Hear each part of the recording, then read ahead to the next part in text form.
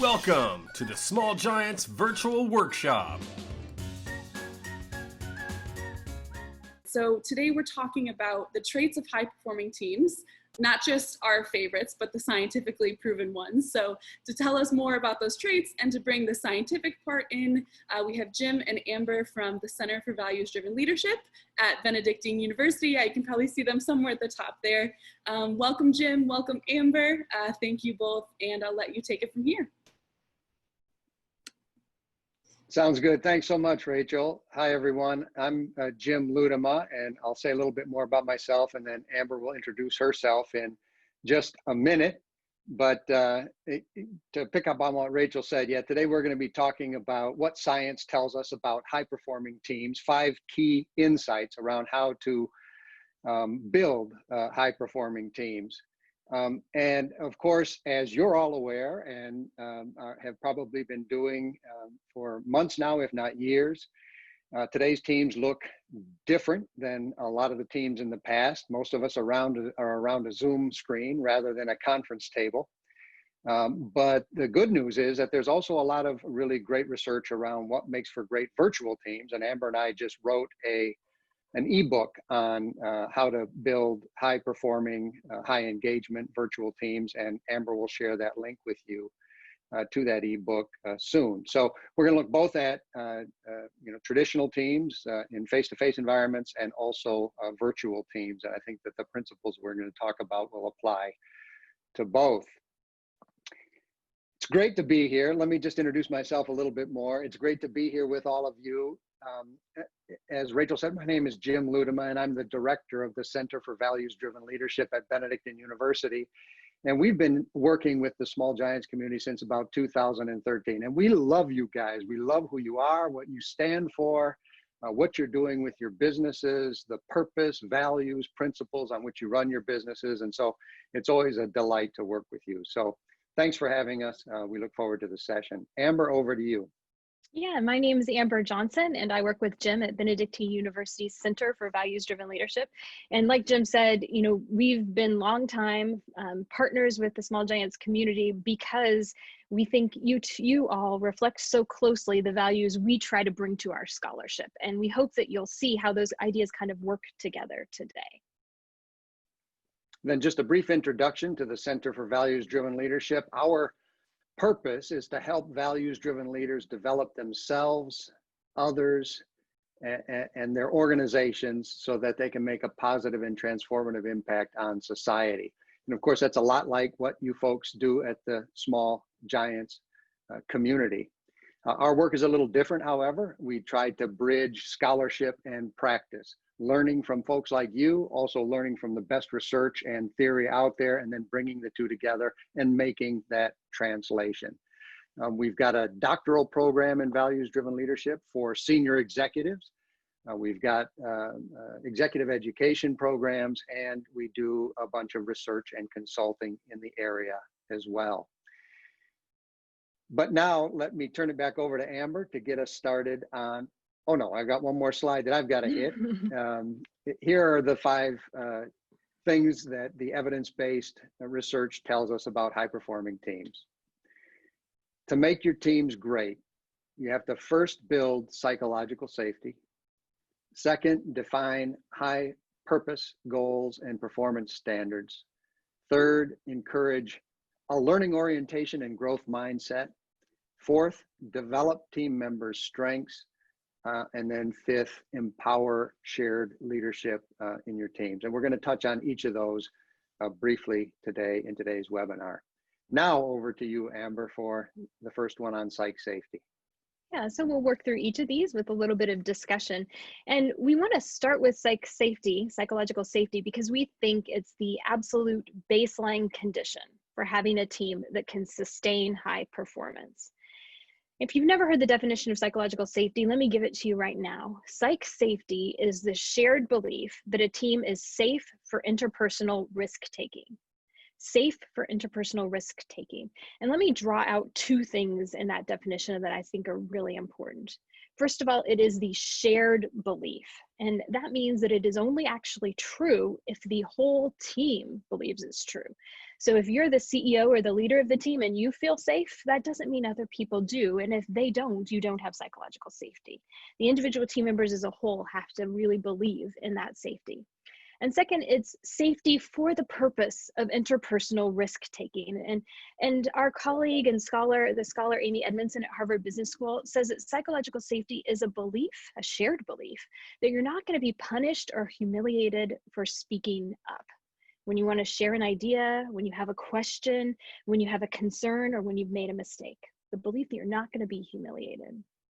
And it doesn't take an MBA to imagine why that's really important to creating high performance in teams, because we lose a lot of incredible opportunities if our team members, if our colleagues feel like they can't share their concerns or can't bring you their best ideas. In my research, I studied a company, and I'm going to tell you about this company. We're going to tell you about them a couple of times today because they are the right size. They're similar in size to what a lot of you small giant companies are. And the experience they had is that for years, they would tell their mid-level managers to be doers, not thinkers. We want you to get stuff done. And that was their exact phrase. It was a reminder that was often issued by their general manager. Be a doer, not a thinker. You're here to get the work done. And in my research, I interviewed a lot of their managers, and I was told story after story about how these folks would come into the organization and they'd bring great experience and great ideas, and they'd want to see the company grow. They'd want to make improvements. And every time they'd try in those first years of employment to raise their hands or to suggest a new way of working, they'd get told that it's not going to work around here, or that's not the way we do it, or really simply, we didn't pay you to think. Now, can you imagine that? Can you imagine that coming through? But think about how many times we might actually bring that spirit to our own conversations when we tell people how to do their jobs instead of giving them the chance to plan it themselves, or when we shoot down ideas that conflict with the ideas we have. We're creating environments that are not psychologically safe. Well, in this company, many years later, they had a new CEO and new senior leaders, and they wanted to be entrepreneurial, and they wanted new ideas, and they wanted thinkers, not just doers. But it took them years for them to change that way of doing leadership, for them to get to be a place where people knew they could bring their best ideas, where they felt safe to speak up, and that it was psychologically safe to bring their questions, concerns, or mistakes. That company is actually growing now, which makes sense because when we establish psychological safety, we do grow. And here's some data that I think will connect this idea of psychological safety to high-performing teams. At Google, when they compared the performance to goal in their sales teams, they found teams that scored high in psychological safety overshot their targets by 17%, while those low psych safety teams undershot their goals by 19%. It's a crazy difference. And it also says to me that if Google, who I think of being able to hire the best folks they possibly can and pay them well, if they can have these same problems with psychological safety, then so can our companies. So it's just something we need to ask ourselves carefully. And here's how psych safety kind of impacts team performance. The research shows that when we have psychological safety, it creates a learning environment, and that learning environment drives performance. Well, how does that happen? It starts first with the realization that I can just be me in this group, and I can speak up, and I can share my ideas. And when I do that, then I know that I can speak up and take risks and make new mistakes because I'm trying something new, trying to find a new path forward. And that convinces me that new ideas are worth developing, is worth putting some energy there. And then as you test out those new ideas, it actually leads to all the things that equal a great performance. It leads to collaboration, it leads to creativity, it leads to innovation and engagement and resilience as you face an obstacle and overcome it. And eventually it leads to productivity and profitability. So you can see there that clear line from psych safety through learning to performance. So we want to pause here with this first idea and apply it for just a second. We said earlier that psych safety only exists if everyone feels it. So here's the question I have for you, and I'd love it if we could have some folks come off of mute and actually share their thoughts on this. Here's the question. How are you going to know if your whole team shares a sense of psych safety? As the leader, how do you know if your team shares a sense of psych safety? Now, don't everybody rush to talk at the same time. We just need a couple people to be brave enough to share your thoughts. Oh, excuse me. Mind if I stop sharing your screen for just a second so we can see each Sure. other? Okay, there we go. I was going to say, I think when you're in a team meeting and the boss asks for ideas, one, does anybody speak up at all? More importantly, does anybody speak up with a different idea than what the boss has already put out there?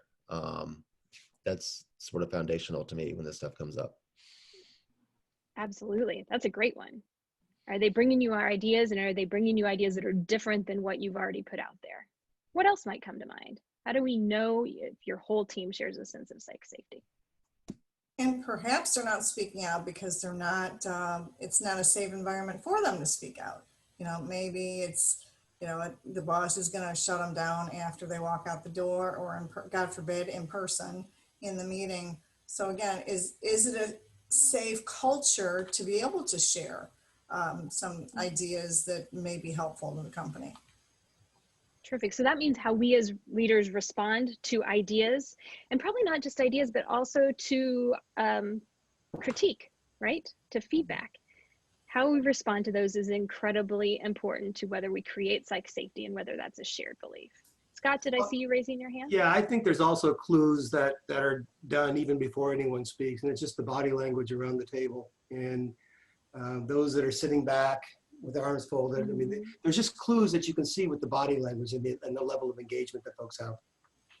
Terrific. I think It doesn't tell the whole terrific. story, but it's prior to anybody speaking and seeing who's Great. afraid to. We've got time for 2 more quick comments. We'll go to Juan and then Carolyn. Juan? Oh, Juan, you're on mute.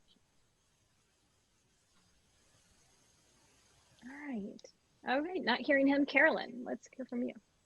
I think just tag teaming a little bit off of Scott, it's also just knowing your people. Not necessarily like that a safe space isn't created, but if you know that that team member may be more introspective and just not comfortable in sharing that, it's knowing their behaviors, their attitude, and maybe it's just they would prefer to have that conversation one-on-one or in a different environment, not necessarily with the whole group, just based on a comfortability level. Absolutely, that's a great insight. In fact, Jim and I write a column in Forbes, and we have an article that talks about silence. Maybe we can add it to the post resource list. And we talk about silence being the canary in the coal mine, because it always signals something. It might signal psychological safety, or it might signal someone who needs personal development and needs help feeling comfortable and needs a one-on-one approach instead of a group approach. Well, y'all, you have really nailed it with the reasons I think that people, the reasons or how we can know if the team shares a sense of psych safety. If people bring you unsolicited ideas, if they bring you concerns, if you've had a track record of responding graciously and encouragingly and welcomingly and adopting those ideas and concerns, you can feel pretty safe that your team is increasingly having a psych safety environment. Of course, there's more work to be done there, but that's a good start. All right, let's move to the next baseline condition for having a high-performing team. Jim? Yeah, so now we want to talk about defining high purpose goals and performance standards. And this is key because a lot of the research around high performing teams shows that when teams are focused primarily on making sure that only on making sure that the environment, the internal environment of the team is positive, that there is psychological safety and so forth, but not focused on what they are created to do out in the organization, out in the marketplace and so on, that they don't reach high performance. And so you need to couple that psychological safety and that good internal environment on the team with an external focus, and a focus around high purpose, high goals, and high performance standards.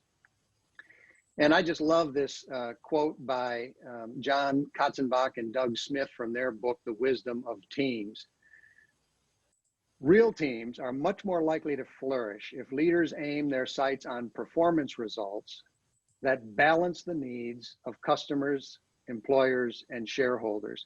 Clarity of purpose and goals have tremendous power in our ever more change-driven world. And so I just want to talk a little bit about purpose, a little bit about goals, a little bit about performance standards to sort of make the connection.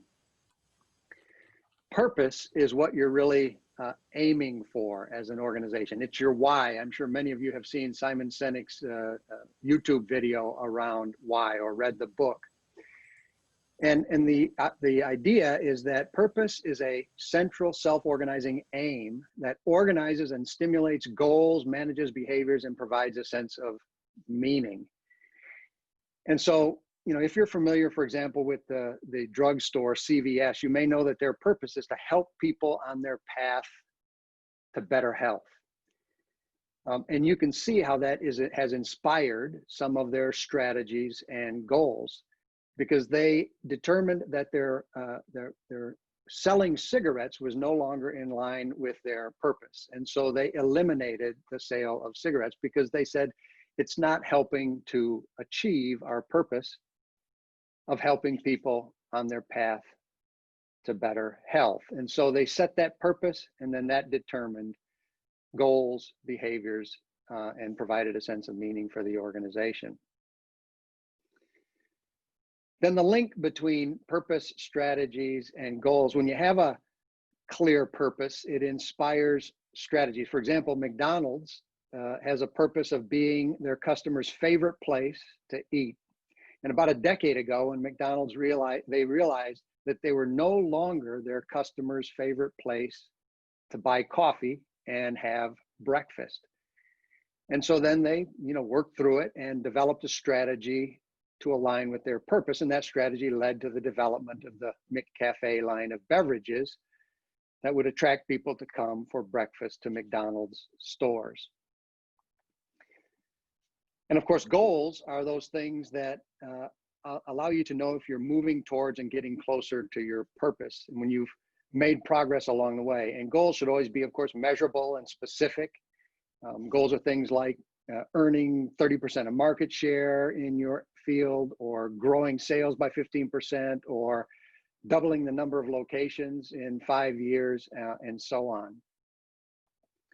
And I just want to go back to that example of the doers, not thinkers company that Amber talked about earlier, to show the link between purpose, strategies, and goals. That company manufactures levelers for industrial applications like big oil tanks or breweries and their big tanks that they have. So laser levelers, mechanical levelers, but levelers is what they manufacture, mostly in the oil, gas, and chemicals industry. But their purpose is to ensure a rewarding experience for associates, customers, and the community, and a sustainable environment for current and future generations. And relatedly, their mission is to help customers operate safely, reliably, and at optimal efficiency, backed by unparalleled service and support. But a few years ago, they ran into some trouble, and their on-time delivery rate dropped to about 60%. It was miserable. And that violated their purpose of providing a rewarding experience to associates and a rewarding experience to customers. And it violated their mission of unparalleled service and support to their customers. So globally, we led them through a process in which they reaffirmed their purpose and their mission and developed a variety of new strategies, the primary one being lean manufacturing. And then they set an ambitious goal of reaching 95% on-time delivery. And that goal was a real stretch for them. It required thinking differently about how they worked. Working harder wasn't going to get them there, but when they all came around that goal and got creative, they came up with these new strategies, and they achieved their 95% on-time delivery goal within a few months. Now think about how reaching that goal allowed them to pursue their purpose of a rewarding experience for associates. When the associates were able to accomplish that together, they felt proud, they felt accomplished, they felt bonded, and it also provided a rewarding experience for the customers, obviously, because They got back to their unparalleled service and support and were once again able to operate safely, reliably, and at optimal efficiency. So that's really the connection around purpose, strategies, and goals. And then just a quick word on performance standards. I love this quote by Edgar Schein, the guru of organizational culture. And he says, extraordinary teams have a sense of distinctiveness, often driven by excellence and high performance standards. So think again of that manufacturing firm that makes the industrial levelers. Once they made the shift and regained their focus on excellence and high performance standards, and achieved their goal of 95% on-time delivery, they were sort of firing on all cylinders. They sort of regained their position as the industry leader, and then they walked around with a renewed sense of swagger, and their team felt distinctive. We've got an article on the connection between purpose and strategy, again, that Amber will share if you would like to look at it from our Forbes column. But for now, I want to move on to the next piece in the high-performing team puzzle, and that is around a learning orientation and growth mindset. Amber, back over to you. All right, so we've covered our first 2 evidence-based insights for high-performing teams. We have 3 to go, but we want to start with a little activity, and we're going to actually insist that everyone participate. So even if you've been secretly multitasking, please join in here. We need you to grab a blank piece of paper. It can be small, and a pen or a pencil. And here's what I want you to do. On the piece of paper in front of you, I want you to take a minute and draw a self-portrait. There's going to be a timer on the screen, and Jim and I are going to do this the same, and we'll actually show you our finished drawings. If you're feeling brave at the end of this, you can share your drawing too. And we know you're not a professional artist, as you will soon see. We certainly aren't either. Don't worry about that. Just do the best you can in 1 minute. There'll be a timer here on the screen, and that timer starts now.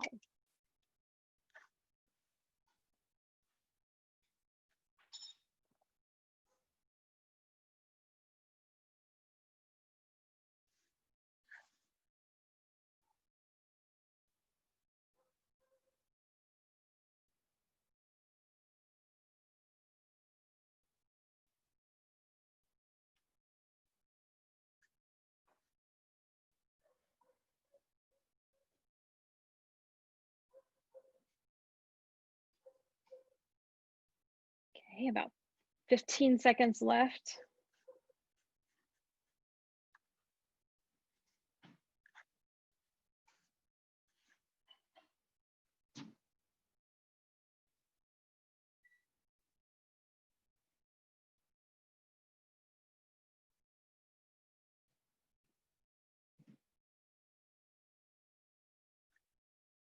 All right, everybody done? I'm going to stop sharing just briefly so that we can see screens a little more clearly. Here is mine. I think you can tell it's a woman. That's about as good as you can get. You can't tell me from HIMSA, for example. Jim, what about yours?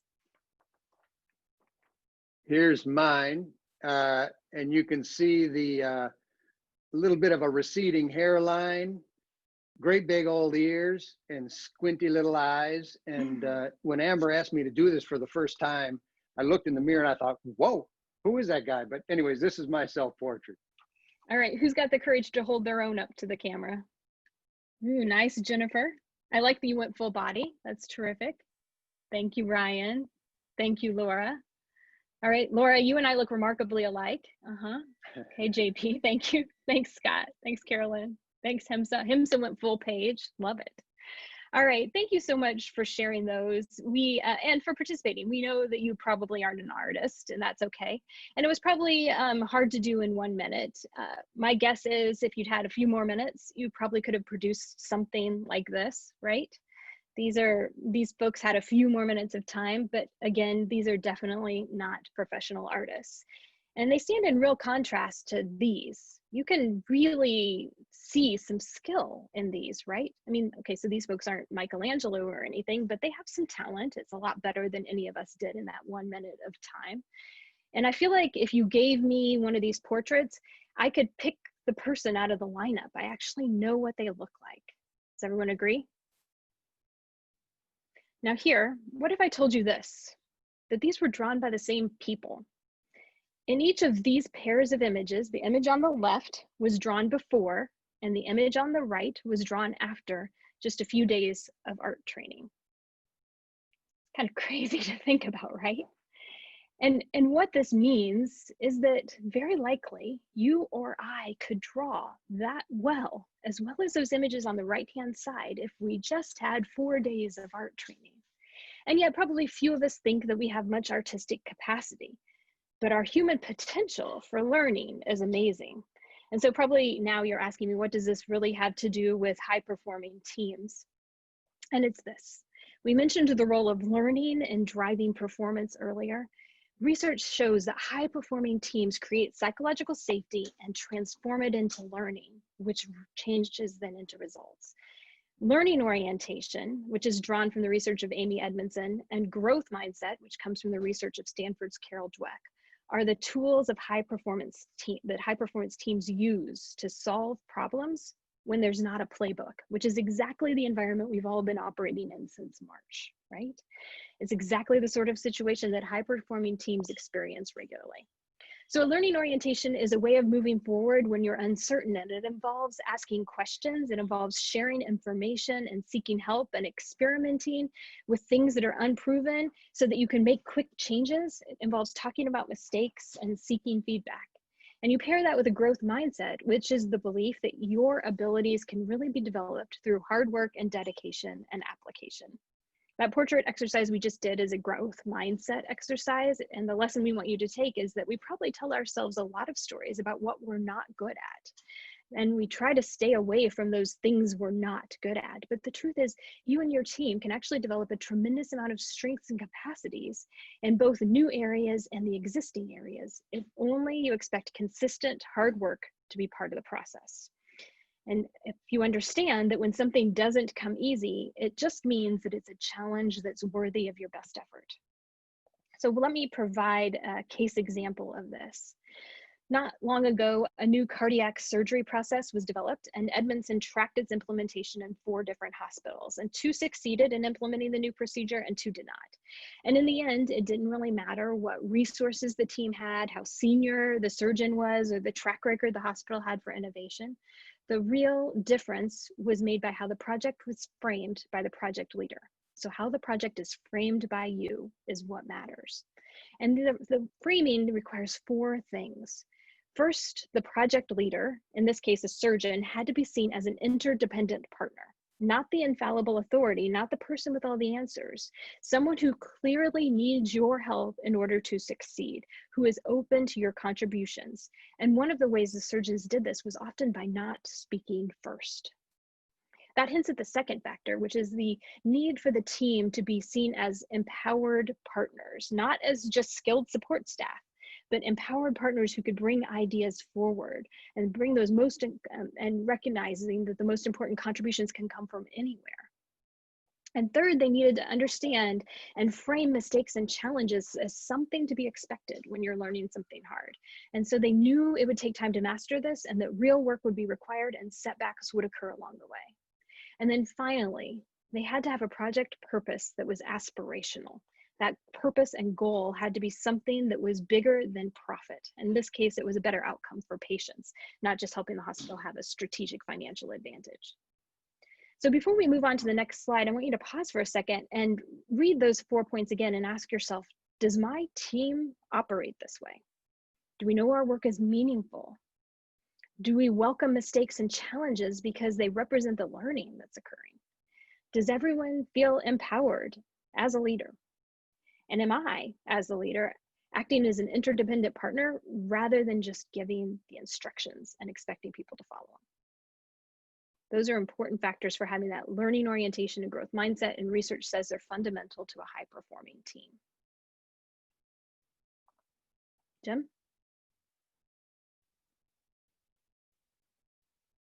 Here's where we want to move into the discussion groups, and there'll be 10-minute discussion groups. And I'd encourage you to take a screenshot of the screen right now so that you have those questions with you when you go to the discussion group. And here's what we want you to think about.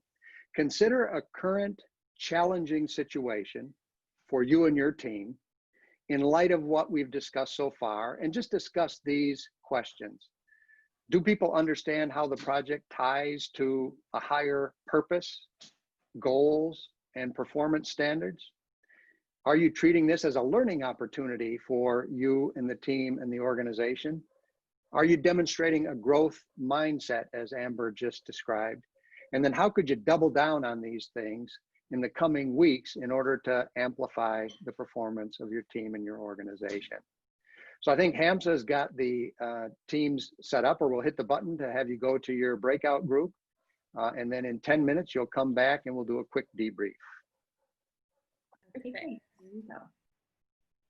Okay, so you're gonna see, if you're not familiar with breakout groups, first of all, don't worry, they'll be fun, stick with us. You'll see an alert that is going to prompt you to jump into a breakout room.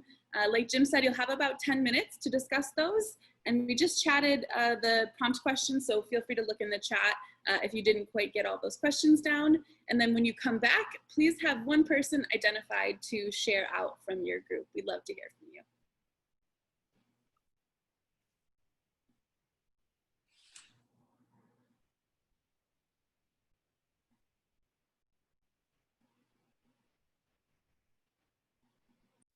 All right.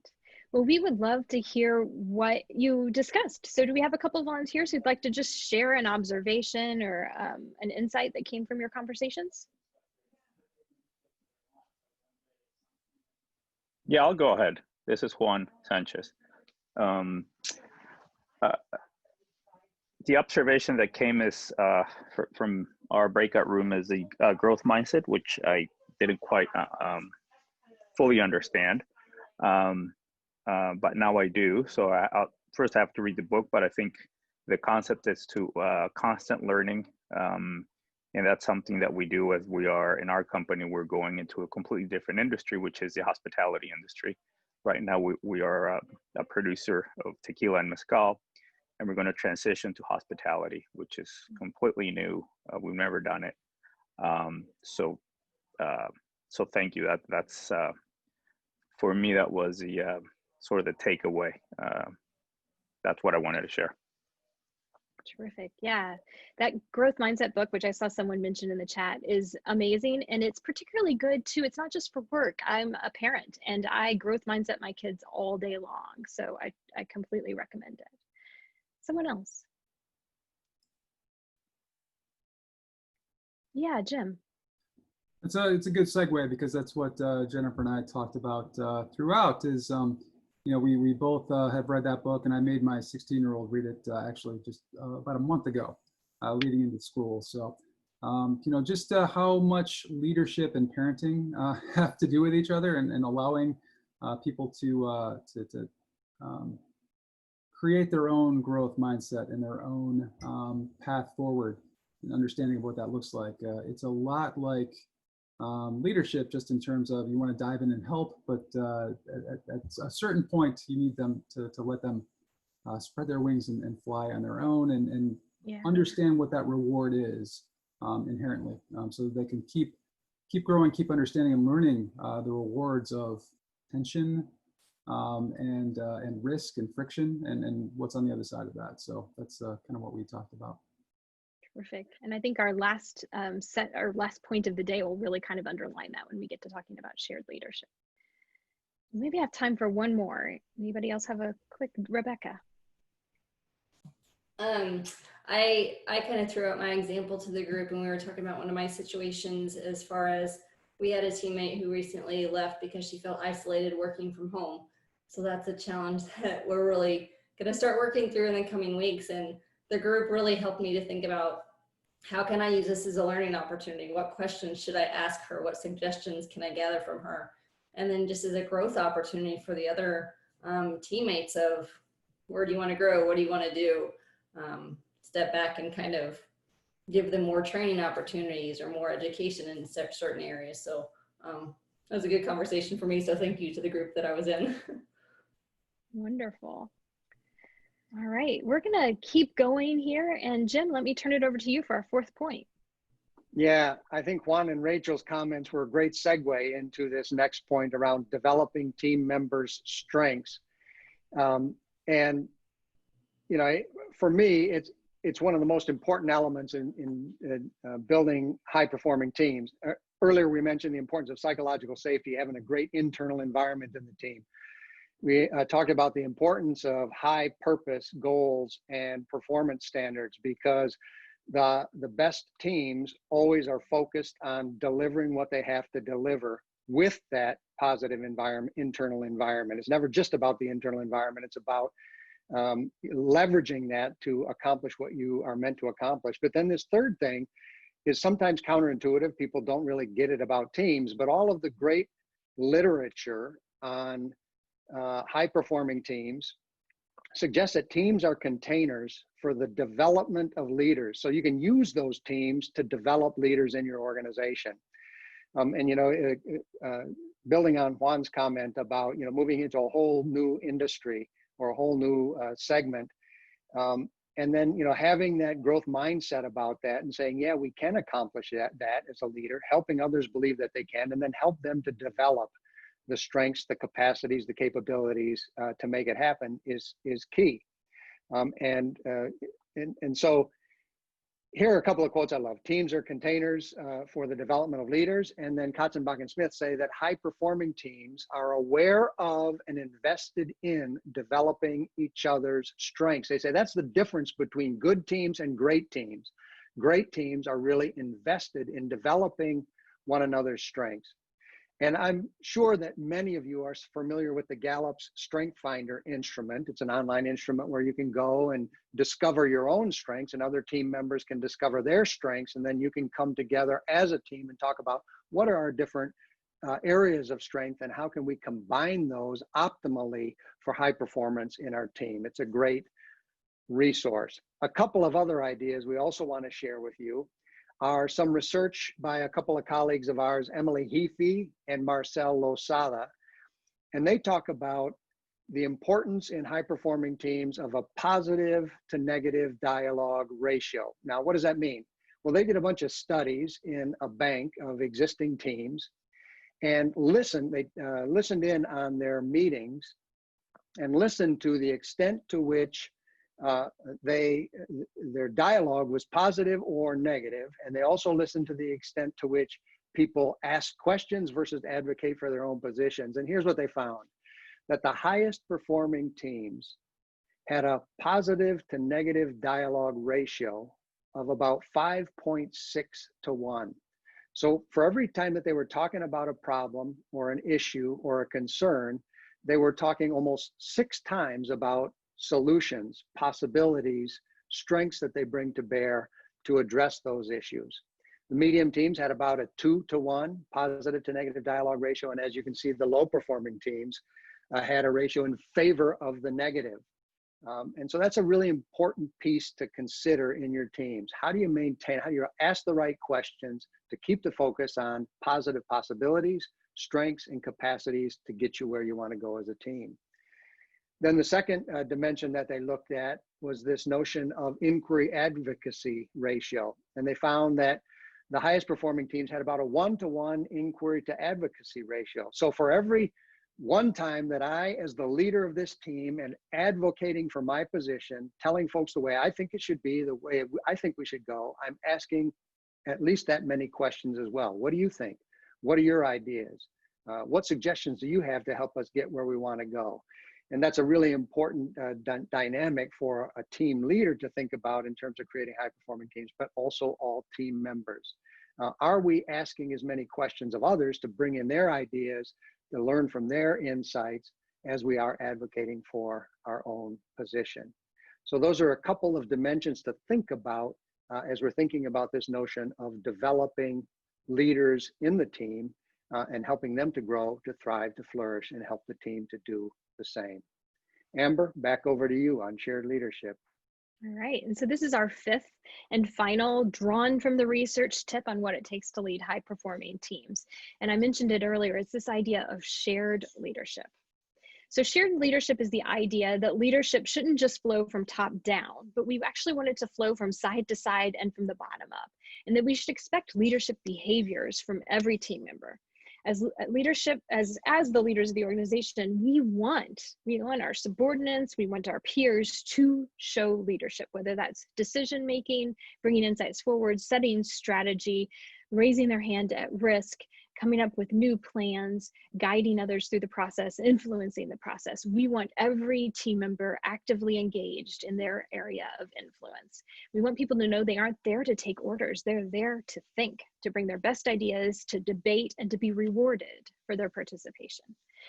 So when working with virtual teams, researchers have actually found that, get this statistic, half of all leaders, 50% of leaders, all leaders underestimate the team's ability to lead itself. They think the team's not ready to lead itself, and they keep giving directions and telling people what to do and setting the process and the pace at which they're working. And what they're doing when they do that is they're actually teaching the team to be doers, not thinkers. And that's exactly what you do not want when you want to build a high-performing team. But in contrast, when we actually share leadership, research says it increases individual satisfaction, self-efficacy, skill development, creativity, and feelings of independence and autonomy.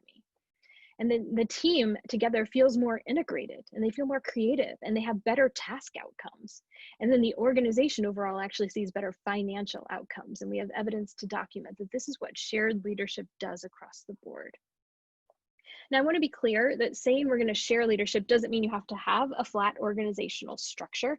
Most of the time, there's still a hierarchical leader and someone is technically in charge.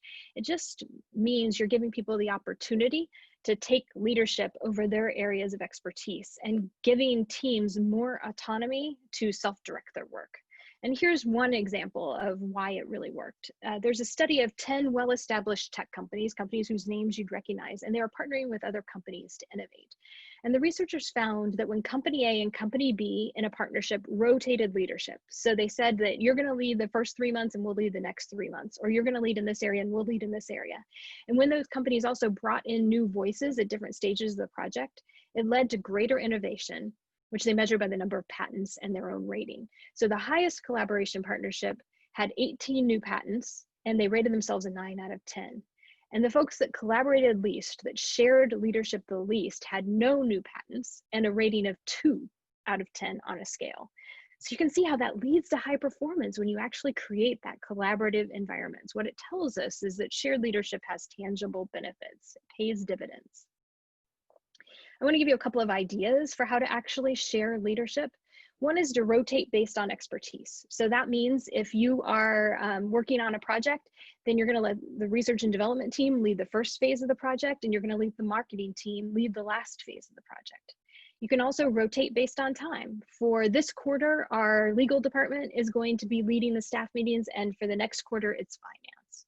Or you can integrate within a single meeting or event, and that's a great way to actually get junior colleagues to step up, ask them to run a meeting, and rotate who does that. Integrate or ask them to run an event, a fellowship, a social event when you get back to being able to have those, and to help bring their ideas into the mix and give them leadership experience.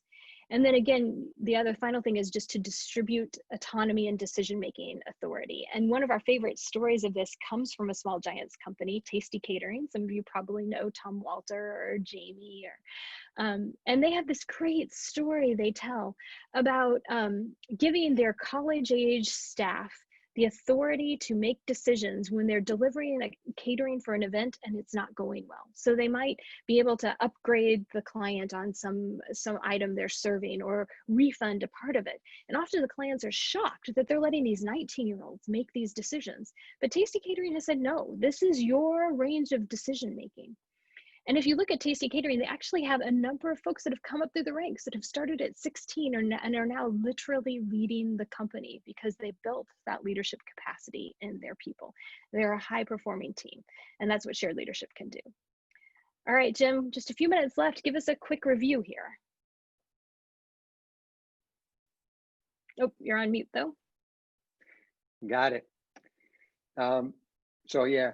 Those are the 5 evidence-based insights for leading high-performing teams: build psychological safety, define high purpose goals and performance standards, encourage a learning orientation and growth mindset, develop team members' strengths, and then empower shared leadership. And we hope that this webinar has been helpful in terms of helping you gain some new insights around leading great teams. It looks like we've got a couple of minutes yet, which is great. We were hoping we would. And we want to, take just a couple minutes for any Q&A or any comments that folks or questions that folks might have before we bring things to a close promptly at 1 p.m. Central Time. Any insights, questions, thoughts? I see a hand from Scott. Go ahead, Scott. I just typed one to Jim, but since he gave me the floor, I'll take it. The point 2 on the standards, right? The high standards that we're setting.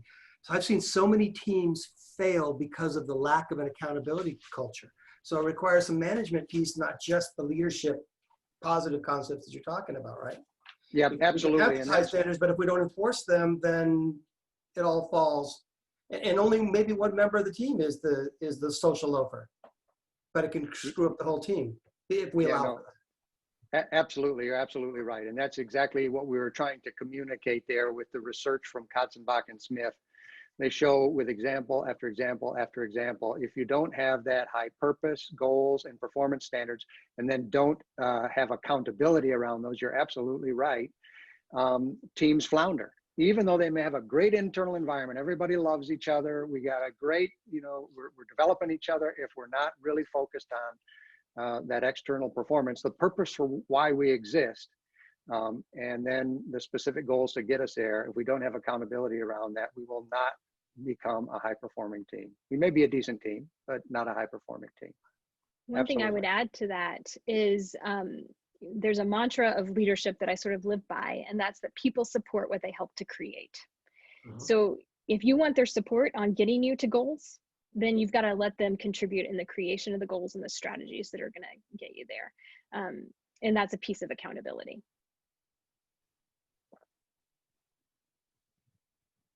Are there questions or comments? I'll look for hands and feel free to chat them as well. I have a couple of compliments coming in for Amber and Jim, so thank you both. Thank you, thank you. Is there anything that we missed? Any other sort of keys to high-performing teams that someone would suggest?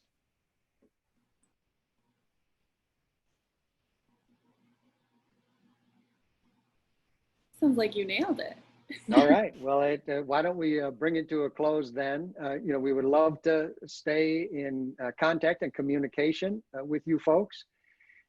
As we mentioned earlier, we have just completed a new ebook on leading high-performing, high-engagement virtual teams, and so we invite you to check that out. We have a number of other ebooks that we have written on how to make values meaningful in your organizations, what purpose-driven CEOs do differently, and then another one focusing on creating that 5-to-1 positive to negative dialogue ratio in your teams and in your organizations. We have 6 questions to ask to help make that happen. So those ebooks are available on our website as well. Check those out. Contact us with any questions you might have. Also, if any of you are interested in continuing your education and might be interested in our doctoral program for senior executives in values-driven leadership, we're currently in a recruiting cycle. So feel free to reach out to Amber and get more information about that. We're always looking for great, high-performing, high-purpose, high-values-driven leaders for that program. So thanks, everybody. It's been a blast, and have a great rest of your day. Amber, you want to say a word of closing? Thanks, everyone. It's a delight to be with you, and we hope to connect again. Okay, well, that's it for this one. Check out more Small Giants workshops at smallgiants.org.